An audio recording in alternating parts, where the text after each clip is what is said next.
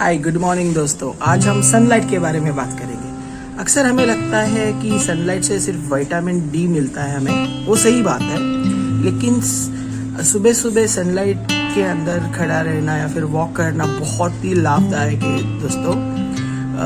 Along with vitamin D हमें एक hormone secrete होता है कॉल्ड सेरोटोनिन। उससे क्या होता है, it improves your mood, it helps you in to be very very positive entire day के लिए। उसके साथ और भी बहुत सारे फायदे हैं। आपका बोन को स्ट्रांग करता है, आपके स्किन डिजीज अगर कुछ है तो उसको निकालता है, आपका पूरा दिन बहुत ही बेहतरीन रहता है और एक चेरिशमेंट रहता है सनलाइट से। सो कोशिश कीजिए दोस्तों कि आप सुबह एटलीस्ट 10 to 20 मिनट्स सनलाइट में घूमें या फिर खड़े रहिए अर्ली मॉर्निंग, और आप देखेंगे बहुत सारा बदलाव आएगा। आशा करता हूँ आपको एक अच्छा टिप